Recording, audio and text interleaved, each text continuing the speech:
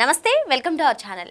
ఆంధ్రప్రదేశ్ ముఖ్యమంత్రి చంద్రబాబు నాయుడు గారు అధికారం కోసం ఎంతటికైనా తెగిస్తారని, నీచ నికృష్ట రాజకీయాలు చేస్తారని చెప్పి మాజీ ఎమ్మెల్యే టీజేఆర్ సుధాకర్ బాబు అంటున్నారు. మరి ఇందులో వాస్తవం ఎంత ఉంది? అదే కాకుండా అసలు రాయలసీమ, పల్నాడు వంటి ప్రాంతాల్లో చంద్రబాబు నాయుడు గారు వచ్చిన తర్వాత ఫ్యాక్షన్ పెరిగిపోయిందని, వైఎస్ఆర్ జగన్ హయాంలో ప్రశాంతంగా ఉండేదని చెప్పి ఆయన చేస్తున్నటువంటి వ్యాఖ్యల్లో వాస్తవం ఎంత ఉంది తెలుసుకునే ప్రయత్నం చేద్దాం. దీన్ని విశ్లేషించడానికి మనతో పాటుగా ఉన్నారు కాజా వికే రామబ్రహ్మం గారు. నమస్తే సార్.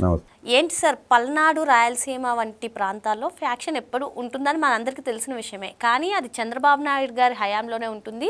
వైఎస్ రాజశేఖర రెడ్డి గారి హయాంలో కానీ, జగన్మోహన్ రెడ్డి గారి హయాంలో కానీ అసలు లేదు అంటున్నారు మాజీ ఎమ్మెల్యే టీజేఆర్ సుధాకర్ బాబు. మరి వీరి కామెంట్స్ పైన మీ అభిప్రాయం ఏంటి? ఫ్యాక్షనిజాన్ని రూపుమాపింది నారా చంద్రబాబు నాయుడు గారు. పల్నాడు కానీ, రాయలసీమ కానీ ఫ్యాక్షనిస్టుల గోల లేకుండా ప్రజలు ప్రశాంతంగా జీవించారంటే దానికి కారణం చంద్రబాబు నాయుడు గారు. రాజశేఖర రెడ్డి సీఎంగా ఉన్నప్పుడు సుమారుగా 1000 మందిని చంపించాడు ఆయన. ఫ్యాక్షనిస్ట్ ఎవరు? ఇప్పుడు ఫ్యాక్షనిజాన్ని రూపుమాపిన చంద్రబాబు నాయుడు ఫ్యాక్షనిస్టా, 1000 మందిని చంపించి రాజకీయ పబ్బాన్ని గడుపుకున్న రాజశేఖర రెడ్డి ఫ్యాక్షనిస్టా? అలాగే పల్నాడు ప్రాంతంలో పిన్నెల సోదరులు ఇద్దరు ఎంత నరమేధం చేశారో మనం చూసాం. తోట చంద్రయ్య హత్య దగ్గర మొదలు పెడితే మన జంట హత్య కేసుల దాకా అన్ని వాళ్ళు చేపించినయే. కానీ జంట హత్య కేసులో ఈ టీడీపీ వర్గాల్లో రెండుగా చీలిపోయి వాళ్ళు దాడులు చేసుకుని అది పిన్నెల్లి బ్రదర్స్ మీదకి తోసారని చెప్పి ఆయన వాదిస్తున్నారు. ఏంటిది? ఇప్పుడు ఈయన ఏ వాదించిన పిన్నెల్లి సోదరులు ఇద్దరు సుప్రీంకోర్టు దాకా వెళ్ళి 2 పిల్లలు వేశారు.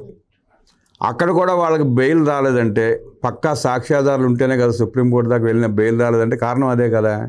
ఇవాళ వీళ్ళు మాట్లాడుతున్నారంటే ఏం మాట్లాడాలో తెలియక, ఏం చేయాలో తెలియక ఇష్టం వచ్చినట్టు మాట్లాడుతున్నారు. టీజేఆర్ సుధాకర్ బాబు సంతనోతలపాడు ఎమ్మెల్యేగా చేశాడు. ఆ నియోజకవర్గాన్ని భ్రష్టు పట్టించాడు. ఒక్క పని చేయాల, సర్వనాశనం చేసి పెట్టాడు నియోజకవర్గాన్ని. జగన్మోహన్ రెడ్డి రాష్ట్రాన్ని దోచుకుంటే సుధాకర్ బాబు లాంటి వాళ్ళు ఆ నియోజకవర్గాన్ని, ఆ జిల్లాను దోచుకుతున్నారు వీళ్ళు. ఇవాళ అవాకులు చవాకులు పేల్తా నోటికి వచ్చినట్టు మాట్లాడుతున్నాడు ఆయన. జగన్మోహన్ రెడ్డి పరిపాలనలో ఎంత ఫ్యాక్షనిజం చేశాడో, ఎన్ని హత్యలకు మూలకారకుడు అయ్యాడో ఉదాహరణ వైఎస్ వివేకానంద రెడ్డి హత్య. దాని తర్వాత కూడా బోల్డ్ చేపించారు వీళ్ళు ఫ్యాక్షన్ గురించి, ఫ్యాక్షన్ రూపురేఖల గురించి మాట్లాడుతున్నారు ఇవాళ సిగ్గు లేకుండా. ఎట్లా మాట్లాడు సుధాకర్ బాబు? సుధాకర్ బాబుకి ఏం తెలుసు? చంద్రబాబు నాయుడు అభివృద్ధి చేయకపోతే ఈ రాష్ట్రం పరిస్థితి ఏంటి?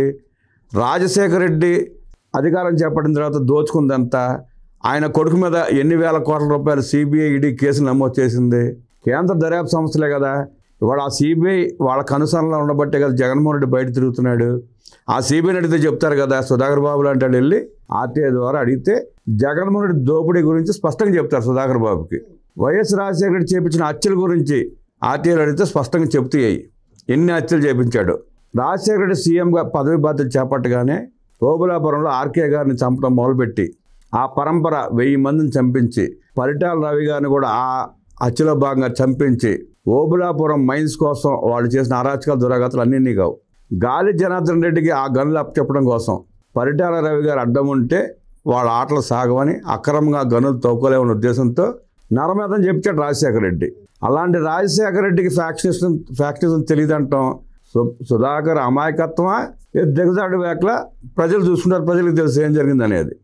సార్, మీరేమో తండ్రి అధికారాన్ని పెట్టుకుని జగన్మోహన్ రెడ్డి గారు ఆనాటి కాలంలో, లేదు అంటే తాను అధికారంలో ఉన్నప్పుడు ఇలా ప్రజాధనాన్ని దోచుకున్నారని మీరు చెప్తున్నారు. కానీ ఇక్కడ సుధాకర్ బాబు గారు చంద్రబాబు నాయుడు గారు అధికారం కోసం ఎంతటికైనా తెగిస్తారు, నీచ నికృష్ట రాజకీయాలు చేస్తారు, అంతేకాకుండా ఇప్పుడు అధికారం వచ్చిన తర్వాత దుర్వినియోగం చేస్తున్నారు అంటున్నారు. దీనిపైన మీ అభిప్రాయం? అధికారం కోసం నీచ నికృష్ట రాజకీయాలు చేసిన వైఎస్ రాజశేఖర రెడ్డి ఉమ్మడి ఆంధ్రప్రదేశ్లో ఓల్డ్ సిటీలో నరమేధం చేపించి ఆనాడు చెన్నారెడ్డి గారి మీద వ్యతిరేకత రేకెత్తలా చేసి సీఎం అవుదాం అనుకుంటే సాగల ఆయనకి.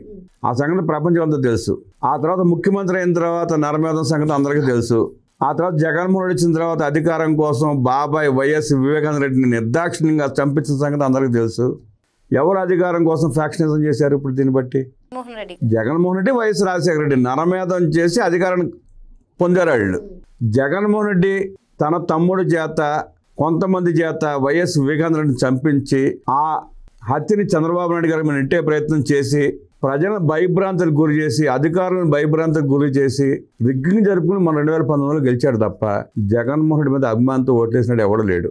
సొంత బాబాయిని హత్య చేసినాడు, మన్న కూడా ఏమైనా చేయగలుగుతాడన్న భయంతో అధికారులు అతను సహకరించారు. కానీ చంద్రబాబు నాయుడు గారు ఇప్పుడు లోకేష్ పోలీసు వ్యవస్థను వాళ్ళే నడుపుతున్నట్టుగా మాట్లాడుతున్నారు. ఏంటి వ్యవస్థలను ఎవరు మేనేజ్ చేశారు? ఇప్పుడు నిజంగానే చంద్రబాబు నాయుడు గారు లోకేష్ గారు ఆ విధంగా ప్రవర్తిస్తున్నారా?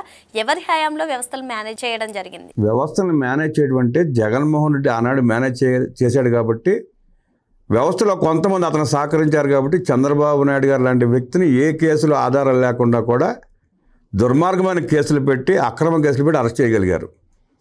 అదే వాడు చంద్రబాబు నాయుడు గారు, నారా లోకేష్ గారు ఆ పని చేయదలుచుకుంటే చంద్రబాబు నాయుడు గారు ముఖ్యమంత్రిగా ప్రమాణ స్వీకారం చేసిన 48 గంటల్లో జగన్మోహన్ రెడ్డిని అరెస్ట్ చేసి లోపలేసేవాళ్ళు.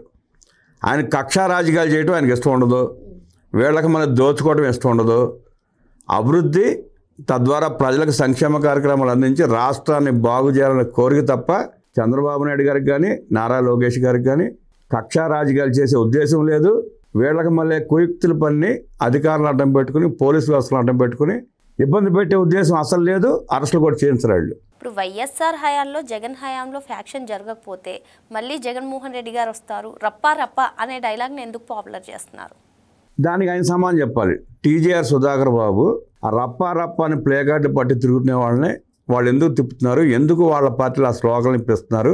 దానికి ఈవెన్ జగన్మోహన్ రెడ్డి గారు కూడా సపోర్ట్ చేశారు కదండి. సపోర్ట్ చేస్తాడు. దుర్మార్గుడు సపోర్ట్ చేయక ఏం చేస్తాడు?